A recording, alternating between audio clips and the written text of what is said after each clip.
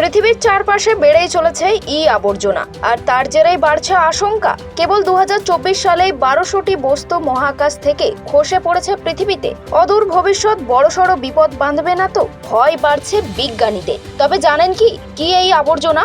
অকেজো কৃত্রিম উপগ্রহ, রকেটের পরিত্যক্ত অংশ, মিশন সংক্রান্ত আবর্জনা, মহাকাশে মানুষ প্রেরিত বস্তুগুলির মধ্যে হওয়া সংঘর্ষের ফলে তৈরি হওয়া যন্ত্রাংশ ইত্যাদি। ইউরোপিয়ান স্পেস এজেন্সি প্রতি বছর একটি করে মহাকাশ পরিবেশ সংক্রান্ত রিপোর্ট প্রকাশ করে, যা থেকে ছবিটা পরিষ্কার। 2025 সালের রিপোর্ট কিন্তু ভয় ধরাচ্ছে। 2024 সালের ডিসেম্বর পর্যন্ত সংগৃহীত তথ্য সাজিয়ে এই রিপোর্ট তৈরি করা হয়েছে। দেখা যাচ্ছে মহাকাশে অন্তত 40,000 বস্তু ঘুরে বেড়াচ্ছে, যদিও সংখ্যাটা আরো বেশি বলেই অনুমান করা হচ্ছে। বিজ্ঞানীরা জানাচ্ছেন 1 সেমির বেশি আকারের বস্তু পৃথিবীতে আছড়ে পড়লে বিপদ হতে পারে।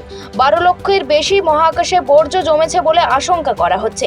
ধ্বংসাবশেষ চিহ্নিতকারী টুল মাস্টার দেখাচ্ছে প্রায় 550 কিলোমিটার উচ্চতার মধ্যে ঘুরে বেড়ানো এই বর্জ্যগুলি সক্রিয় কৃত্রিম উপগ্রহের সঙ্গে পৃথিবীকে প্রদক্ষিণ করছে। ফলে যখন তখন বড়সড় সংঘর্ষের আশঙ্কাকে উড়িয়ে দেওয়া যাচ্ছে না, আর এই সংখ্যাও দ্রুত বাড়ছে।